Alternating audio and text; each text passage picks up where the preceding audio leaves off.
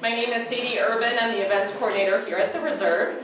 This talk is part of the Ralph Nuzum Lecture Series, which is funded in part by the Kickapoo Reforestation Fund, also known as the Nuzum Grant, and then also the Friends of the KBR help with refreshments out in the lobby. So this evening we have Lynne Diebel here to talk to us about her adventure of canoeing from Faribault, Minnesota to Stoughton, Wisconsin. A trip she did with her husband Bob, and it's the topic of her book, Crossing the Driftless. So I'll hand it over to Lynne. I do need to record attendance, so I appreciate if everyone would sign in. I'll start right here with Paul. Lynne? Thank you very much, Sadie. We're delighted to be here. We love this part of the state. And, take any excuse to come out. Well, thanks to all of you for being here. I'm going to talk about the book, which is about the canoe trip that Bob and I took. And we have done many, many canoe trips, but this one was unusual. I grew up in southeastern Minnesota, and most of my rather large extended family still lives there, though a few have migrated to La Crosse. Bob and I have lived in Stoughton, Wisconsin, just south of Madison, for over 40 years, which means that we have traveled to southeastern Minnesota more times than I can count. Occasionally by train or bus, but mostly by car. 285 miles and 4.5 hours to Faribault, 220 miles and 3.3 hours to Rochester, which is where I grew up. And Bob and our children did one bike trip across the route too. So, as all of you know, the land that lies between these two homes of mine is known as the Driftless Area. I'm going to read some sections of the book just to give you a sense of what this is about. And the river route we chose traverses the hilly driftless region from its northwestern corner in Minnesota to its southeastern corner in Wisconsin. I've spent my life crossing this land. When I was a child, we drove on U.S. Highway 14 across the heart of the Driftless, headed for my Kentucky grandmother's house. I would be so excited when the hills of the Driftless appeared, thinking, in my childish way, without any sense of how little time had passed, that we had already reached the hills of eastern Kentucky. And I can remember that vividly, that thought of, oh, we're almost to Graham's house. The rugged Driftless Area is the land that the glaciers ignored. Before the glaciers, the ancient Paleozoic plateau, which was composed of layers of limestone and sandstone that were once a vast seabed covering much of the upper continent. In the Driftless, these layers were deeply dissected, sculpted, and scoured by the erosive power of rivers with millennia to do their patient work. And, can you change it? Okay, so this is a map which I have a paper copy of on the table over there that you can look at afterwards. But you'll notice, of course, something that you're probably aware of already, that there aren't any lakes in the Driftless area. But where the glaciers went, they left numerous lakes, marshes and drumlins and eskers and post-glacial rivers. So, how many times has an adventure been launched by a map? It was in a small history center in Minnesota that we first thought of traveling back to our Wisconsin home by canoe. The center stands near Traverse de Sioux. Find Traverse de Sioux. Hello? Up. There we go. There's the Minnesota. Okay, there's Traverse de Sioux. There's the Mississippi. And that's a shallow river crossing on the lower Minnesota River. And it was a Frenchman who drew the map that so intrigued us on that hot summer day. From 1836 to 1840, commissioned by the newly created U.S. Army Corps of Topographical Engineers, an astronomer and cartographer named Joseph N. Nicolay traveled the rivers and prairies by canoe and ox cart to survey the land that would become Minnesota Territory. Southern Wisconsin Territory was surveyed in the 1830s, and Nicolay used that data as well to create this map, which the War Department published in 1843. So we saw this map, and I'm looking at it, and Bob's looking at it, and he said, you know, here we are, and if we went down the Minnesota to the Mississippi, and then down the Mississippi to the Wisconsin, and then up the Mississippi, up the Wisconsin to Arena, we could get on Black Earth Creek, or Blue Mounds, where it comes out, and go up to you can see the Madison Lakes right on the edge here of the map. And we live in Stoughton, which is on the Yahara River, which drains the Yahara Lakes. And we'd be able to paddle right down to within a block of our house. So I said, so what are you suggesting? And he said, well, we can do this. And so we decided to do it. We like paddling rivers. We paddled nearly 60 of Minnesota's rivers to write these 2 paddling guidebooks. That was 3 summers and almost 3,000 miles of rivers. But it was always downstream, and we wanted to know what paddling upstream would be like. We wanted our trip to be between places that we're connected to. And sometimes the most interesting route from one place to another is by river. Traveling like the Native Americans and voyageurs did, upstream and downstream as needed. So instead of starting at Traverse des Sioux, which really wasn't anything special to us, we decided to start at Faribault, Minnesota. Now the history of that is that my mother's family has been there since the 1880s. And there's a house there that is still in the family outside of Faribault. It is connected by a sort of a seasonal stream to the Cannon River, but the seasonal stream was dry the summer we decided to go, so we didn't follow that seasonal stream. We went into Faribault instead. So it was about 70 miles down the Cannon with 2 portages, 164 miles down the Mississippi, and that included 7 locks, 8 miles up the Wisconsin, and then the plan was to do the 24 miles up the Black Earth, a 10-mile portage with portage wheels into the Yahara watershed, and 23 miles down through the Yahara Lakes and the Yahara River with 3 portages to Stoughton. So that added up to, in the end, it added up to 359 river miles. Now that sounds awfully precise, but river miles are not. So we'll say 360. Okay. So when we didn't do the trip for me to write a book, but after we finished the trip, I thought, you know, I'd really like to write about this. And so Bob said, well, I'll do maps for it. So he drew the maps, and he's an engineer by profession, and he's so they're precise as well as kind of playful. So you can see Faribault up there at the start, and down the Canyon River to Red Wing, which I'm sure most of you know about, and down Lake Pepin, and down through La Crosse, and down to Prairie du Chien. Oh, thank you, that'd be great. And then up the Wisconsin to Arena, and then the Black Earth and the portage to Madison, and down to Stoughton. So that's the whole route. And this is our first day out. It was a 43-mile day, and we did a couple of portages along the way. So it was kind of a long day. And when we ended at that campsite there, the boom boxes were all going at the campground. And we were wondering if we'd get any sleep, but it was not a problem. So just a little background before I go on with the rest of the trip. Can you change the slide? Was this downstream? This was downstream, yeah. Okay, so we're going to go back to the 1880s, or actually the 1890s, and that's my grandmother.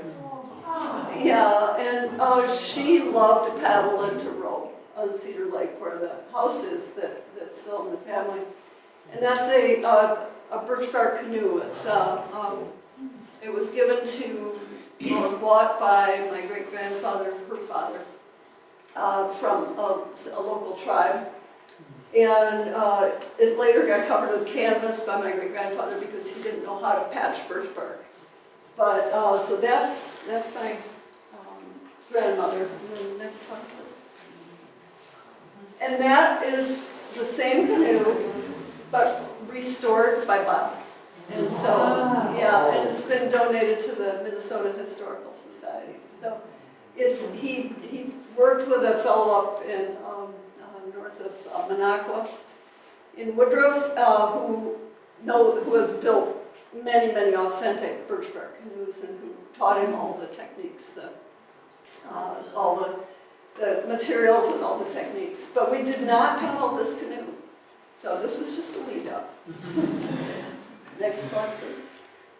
That's the one we paddled.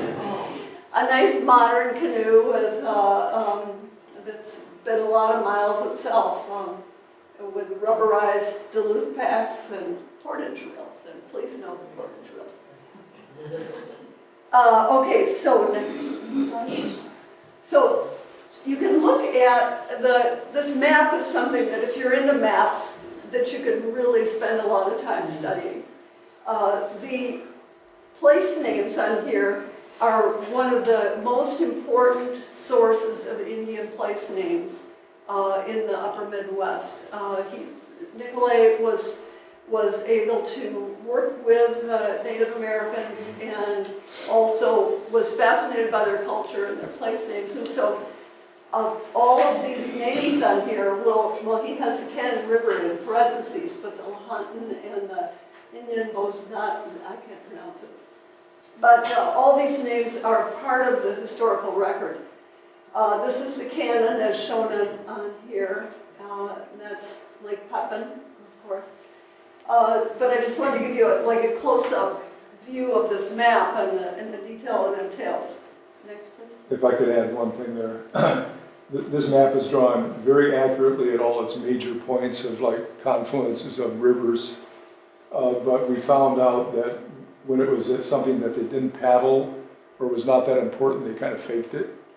And I think they sort of got information that the stream goes up 10 miles and there's a lake up there, so they kind of made a wiggly line. And they just draw Because some wiggly is lines. exactly accurate and some is really imaginary. And one of the fascinating things too was that Nicolay showed he was doing this in the 1830s, and so he had a barometer, a sextant, a clock, and there was one other thing, and he produced a remarkably accurate record of the confluences of all the streams using just those simple instruments.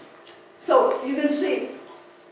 Officially, Minnesota does not have any driftless area. There's land there that looks very much like the driftless, and you can see that this is in Minnesota.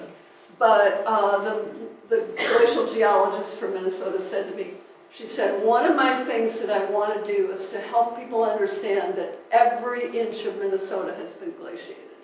There is no truly driftless area in Minnesota. Now, the most recent glacier that ended about 12,000 years ago did not go into Minnesota, but it's a softer, slightly more worn landscape because of the increased glaciation up there, but it pretty much looks like the driftless area. So this is the Cannon, and this is where we launched from Faribault. St. Peter from bottom to top, St. Peter sandstone, Glenwood shale, and a little cap of Platteville limestone on the top. Next, please. All right, so this is Northfield, which you're acquainted with, and this is the Malto Mill Dam, which we, of course, portaged around, the portage wheels. And the Malto Mill Company is the latest tenant of this mill, but it's an 1856 mill. And the dam itself is about 100 years old. They keep talking about taking it out, but so far nothing has happened.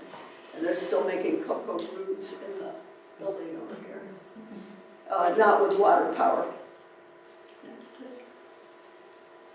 Okay, so this is another dam further down in the cannon that forms Lake Billisby, and it's a hydroelectric dam, which is also there to stay.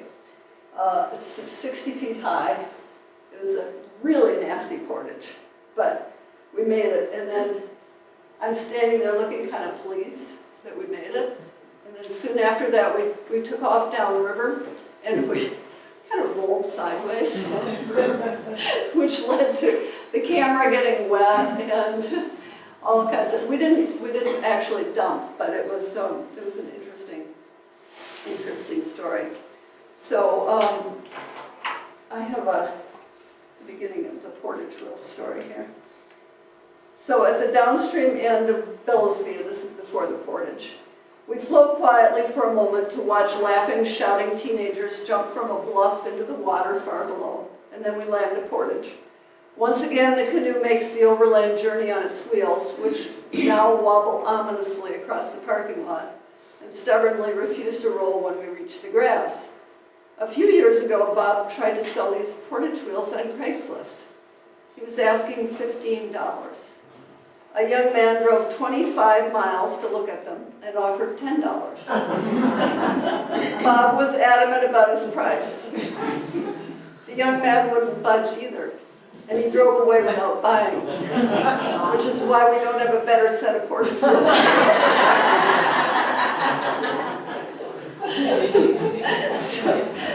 So, next slide, please. All right, so every one of his maps tells a little story, and you'll have to read the book to find out about this story. But this is the next day's travels from that campsite down to the base of Fraudnow State Park. And if you've ever been on Lake Pepin, you'll know that there's a pretty sheer cliff that's really high there. There's no climbing that cliff. So that's where we camped tonight because of what's in that picture. Next slide.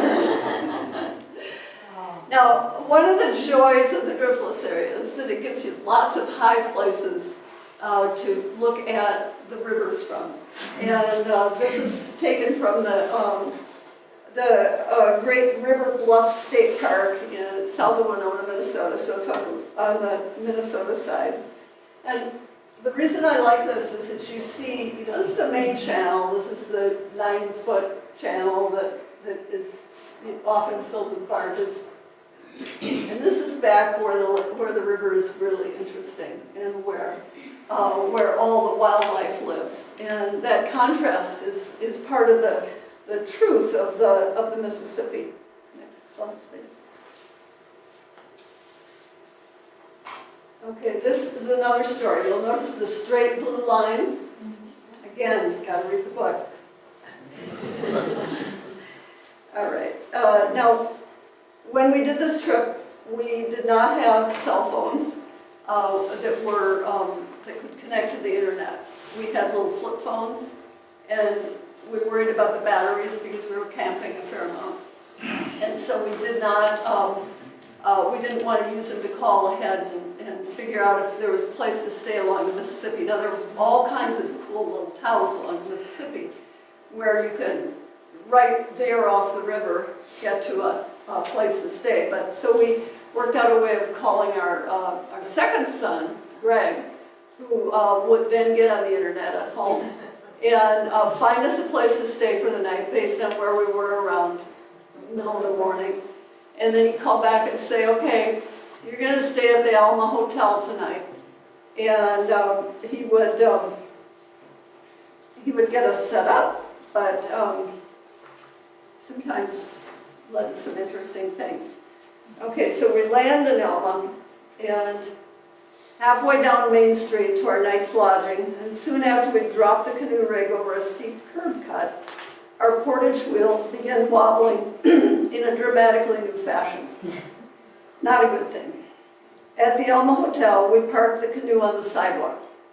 Still wearing his life jacket, Bob walks up to the bar, where 5 patrons in various stages of Sunday afternoon inebriation are seated on bar stools. Our son called about us getting a room tonight, Bob says to the barkeep. You don't need a life jacket in here,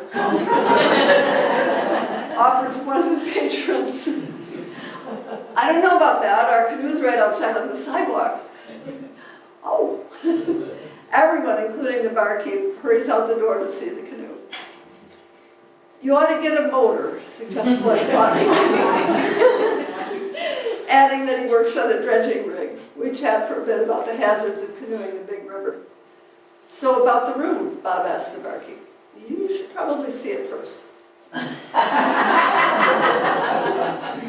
Up the stairs from the bar, we see why she said that, as the place is being renovated. There's no light in the upstairs hall, paint is peeling from the walls, and there's one shared bathroom.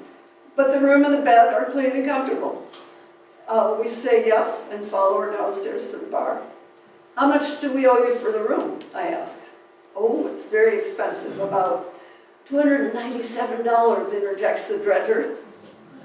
$22.16. That includes the tax, the barkeep concludes. It's just a sleeping room. When we lock the canoe to the dumpster behind the hotel, Bob inspects the recalcitrant portage wheels. One metal support is buckled so much that another bounce down a curve will render the wheels useless, and the other support is twisted. So what do we do about the portage from Black Earth Creek, I ask. We'll figure that out when we get there. Let's get dinner. On our evening walking tour of Elmo, we have a tasty meal at Kate and Gracie's, which is sadly closed now, a session at the laundromat, and a trip to the pier downstream of the dam to scout tomorrow's exit route. As an afterthought, we carry the wheels to a municipal trash can and drop them in. He should have taken the $10.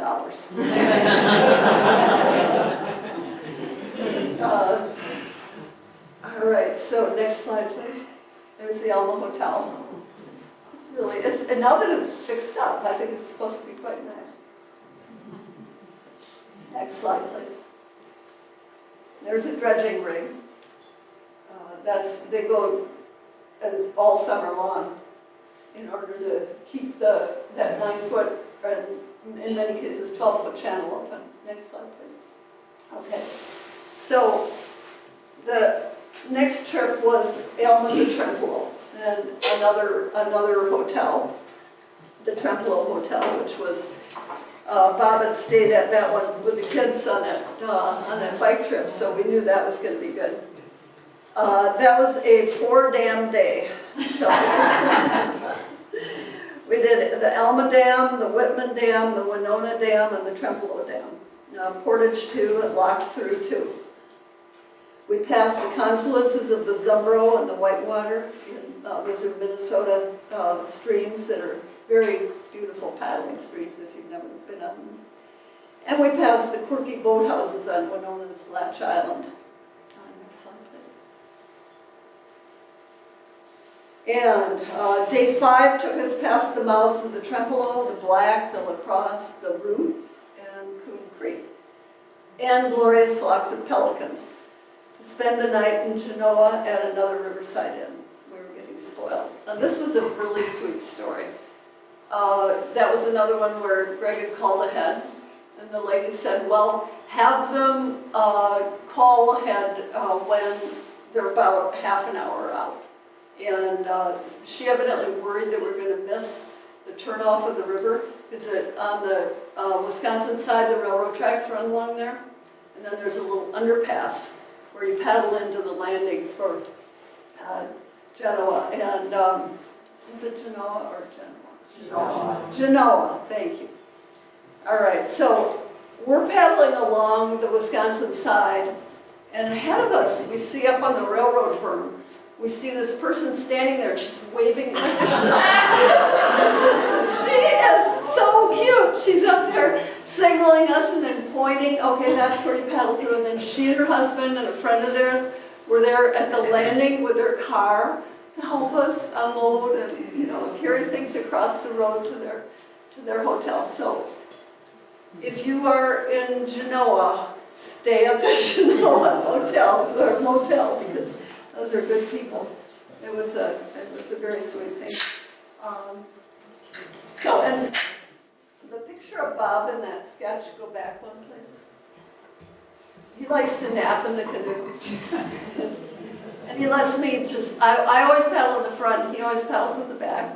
And so then that's him napping. It looks Looks like he's dead, but he's not. Okay, next. All right, so this is the walking through thing.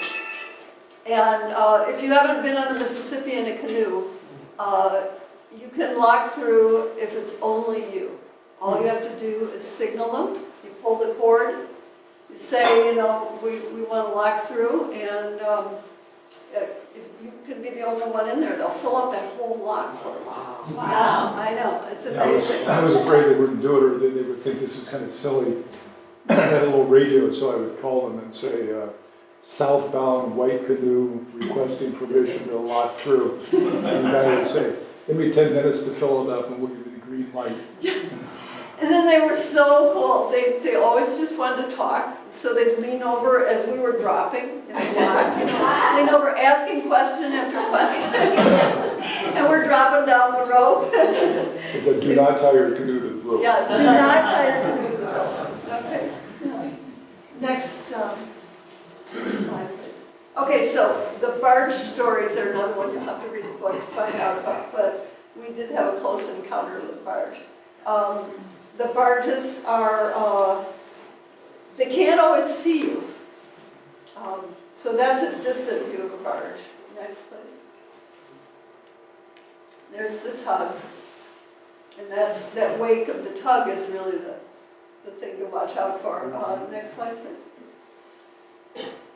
And then this is a barge that we were getting too close to.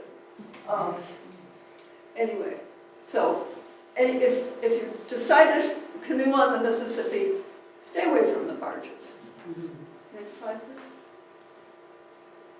All right, so the following day, we went from down to the an island number 166, just upstream of Prairie du Chien, and that involved passing the Bad Axe River, the Upper Iowa, and going under the Black Hawk Bridge at Lansing. Both passing the river confluences and the bridges were some of the really intriguing things on our trip. But the camping on island number 166, next slide, please, was particularly good because in Lansing we stopped and went to the grocery store, and he's cooking steaks. So next slide, please. All right, so on the seventh day, this is sounding a little biblical, after floating past Prairie du Chien, we turned left and headed up to Wisconsin. Now, since there's some information about this that I put into the book, but since I finished the manuscript, there's been some research that was read and on public TV, and you may have heard of this, but have you ever heard of a river called the Wyalusing River? Okay, how many of you have heard of that? Okay. The Wyalusing River is an ancient river that's really only theoretical. But what direction does the Wisconsin River flow? West. Yeah. Well, the Wyalusing River was supposed to have flowed east in the same channel. If you go back almost a million years, actually about 800,000, before the most recent glaciation, and geologists have been studying, there's a bedrock layer along near Bridgeport that Wisconsin Highway 60 runs on. It's a bedrock bench called the Bridgeport Terrace. And according to Wisconsin geologist Eric C. Carson, the eastward tilt of the Bridgeport Terrace, plus the narrowing of the river valley as it nears its confluence with the Mississippi, and the shape of the valley wall at the confluence, suggests that as recently as 800,000 years ago, the waters of what is now the Mississippi turned eastward at Wyalusing and flowed east, probably all the way to the Gulf of St. Lawrence, which really startled me. I mean, you know, this wasn't something that I found out while we were on the river. It was something afterwards, but it just made me think about how your perception of a river is only at the moment. And in the long history of this, the geology of this land, that Wyalusing River may have existed. There is a lot of evidence that it did. It's pretty hard to prove, though. Next slide. Okay, so we're headed upstream, and we had some doubts about going upstream, but we decided, you know, we'll just give it a try, and if all we make is 1 mile an hour, it'll take a while to get up to the arena. But paddling upstream around the sandbars was particularly challenging and took some learning. It was, we've been on the lower Wisconsin many times, but during the next few miles we work hard, still learning to read the river backwards.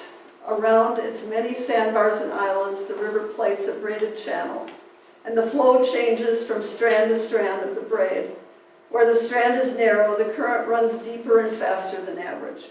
Where the water spreads out over a broad, shallow strand, the current slows. On our many downstream journeys on the Wisconsin, we tried to follow what we call the fast lane, the serpentine lane of the Tholway that meanders across the riverbed, swaying from side to side, skimming the outside of river bends, carving ever deeper into the sediment of those outside banks. And we found that it was possible to relearn how to paddle the river.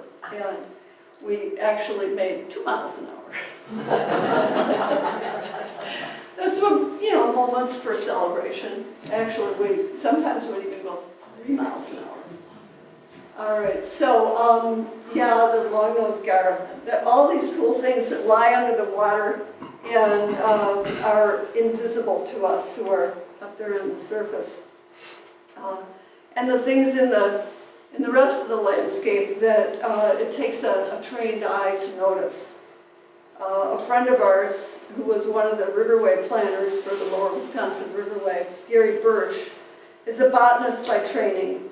He said he loves exploring the river valley to look for the river valley of the Kickapoo, to look for these botanical treasures.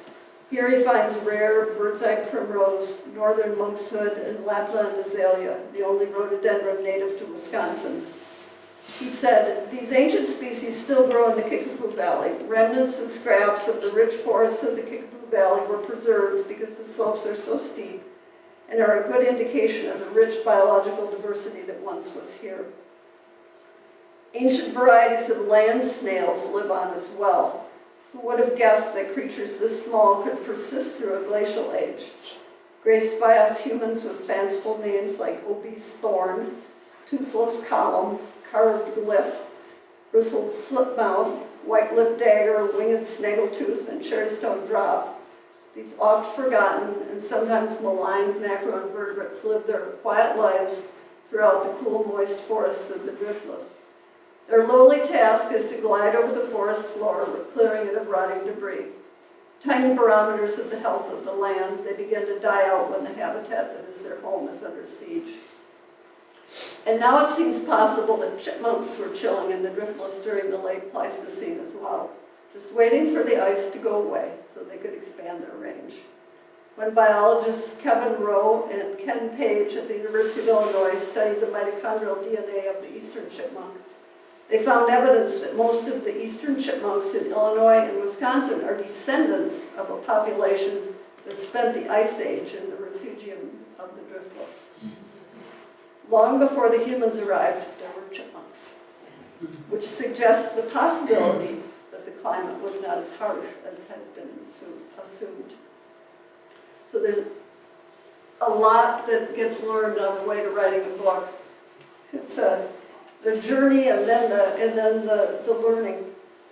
Next slide, please. Okay, so sometimes you get tired of paddling upstream and you just want to tow upstream. And that's near Lone Rock. It's also nice not to sit all day. The fog was our companion every morning on the lower Wisconsin. It was a beautiful thing to wake up to those soft fogs. Next slide. And that's the steel truss bridge at Lone Rock. Next slide, please. Okay, so on the Mississippi, we didn't see any other canoes. But we were paddling up to Wisconsin on the 4th of July weekend. So as you can imagine, we saw lots and lots of traffic, and We it were was, informed we were going the wrong way. yeah. You're going the wrong way. All right, so we met some really interesting people, but the most interesting word, next slide. Nope, next slide. These guys.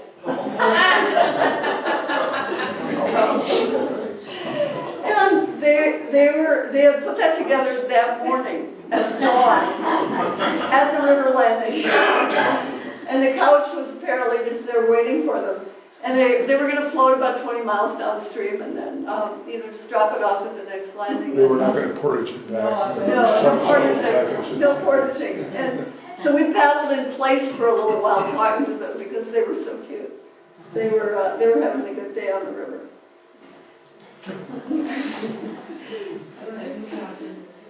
So, and the fireworks on the night of the 4th were at the sandbars at Lone Rock, and they're officially forbidden in the riverway, but who cares? On the 4th of July. I mean, I care most of the time, don't get me wrong. So, on our way to Arena, we of course passed Taliesin and the Peck's Landing, which is always a good place to stop because there's the Bob's Riverside there. Next slide, please. Or I guess it's not Bob's Riverside anymore, but so we had a hamburger there at Bob's Riverside. And I just like this photograph that Bob took because it is so beautifully characteristic of the Driftless area with the river and the bluffs and the sandbars. Next slide, please. Now this was taken in the fall. But I like, as I mentioned before, I like the high places. And this is from Faribault. And Blue Mound is off there in the distance. You can see it off to the left, right there. And that is about 15 miles away, I think, the highest point in the Driftless. And the view of the river from up here was absolutely inspiring. You can't, I'd show you like 7 or 8 slides in a row, but we're not going to do that. That's because it just invites contemplation. Next slide, please. All right, so we get to Arena, and we are looking for the mouth of the creek, and the Wisconsin hides its confluences in the shrubbery. Today it isn't easy to find the mouth of that cold creek again. The chameleon shape of the Wisconsin sandbar may be the reason, as the sandbar is always changing. So instead of searching for the confluence, we look for a proper place to camp, choosing a spot on a high sandbar facing the back channel with scattered thickets of willow on vast expanses of open sand. So hot in the afternoon sun that it is hard to walk barefoot. That we cannot see the main channel from here makes our camp feel secluded, somehow wilder than our wide-open tenting grounds of the last few days. On the wet mud flats that abut the sandbar on the south shore, trails of sandhill crane tracks, each footprint shaped like the letter T, form intricate patterns of line and curve and loop, frequently punctuated by dried droppings. As it turns out, we are indeed camped at the confluence, or perhaps more accurately, at one of several points where Blue Mounds Creek drains into Wisconsin. By studying the shoreline, Bob concludes that one branch of Blue Mounds Creek flows into the Wisconsin under a tangle of undergrowth that is just across the back channel from our camp. To confirm this, we paddle across the channel and step out of the canoe into the water. It is clear and icy. We have discovered Blue Mounds Creek. Back in camp, we bathe in the Wisconsin, lying full length on our backs in the sandy bottom of the shallows. Later, we dine on oranges, bananas, Gouda cheese, and wassabrod, and toast our arrival at the confluence with cups of ice water from the bottom of the cooler, and the last of the Oreos. Bob suggests that when we get to Madison in 2 days, that we spend the night at the Edgewater Hotel on Lake Mendota. We can paddle right up to the dock, he says, laughing. I agree, delighted with his somewhat outrageous idea of staying at a posh hotel on a canoe trip. 2 sandhill cranes cross the mouth of the creek, pausing to look our way. A few quick running steps and they are launched. They depart over the trees, bodies glowing softly golden in the evening light, long wings silhouetted against the sky, in that distinctive wing beat tempo, slow on the downstroke, quick up, another slow roll, and quick snap, and then they're gone. The sun drops behind the bluffs and the world slowly cools. I listen to the distant cranes calling each other intermittently through the evening, not thinking of anything in particular. Then out of the blue, I recall our long ago abandoned portage wheels and feel a sense of mild dread. So, the story of how we get from Arena to Lake Mendota, you'll have to read the book. Next slide, please. This is Black Earth Creek, and this is a restored portion of it that has had the floodplain restored by recreating the slope of the land down to the stream. It's a project that has been going on throughout the Driftless for a number of years now and will go on for many years. This was done where they removed the dam that created Lake Marion.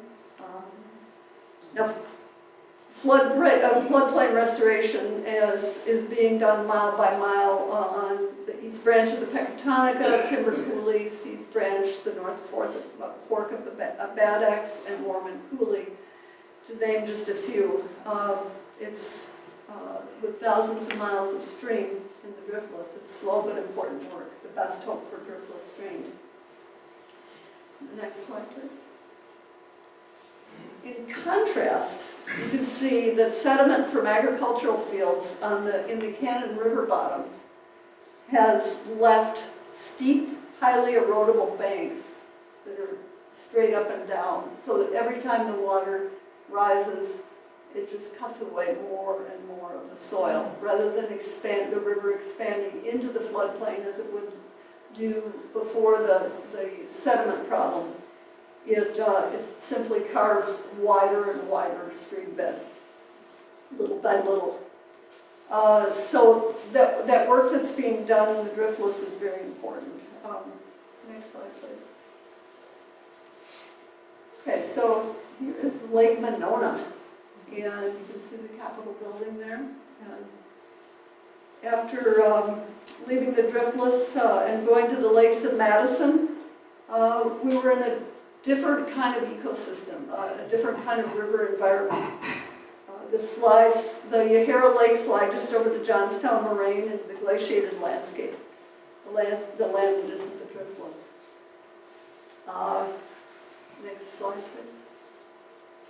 And this is the last slide. This is the trip from, you can see Lake Mendota up at the top. And then there's a little lock there that we had portage around because the lock was locked.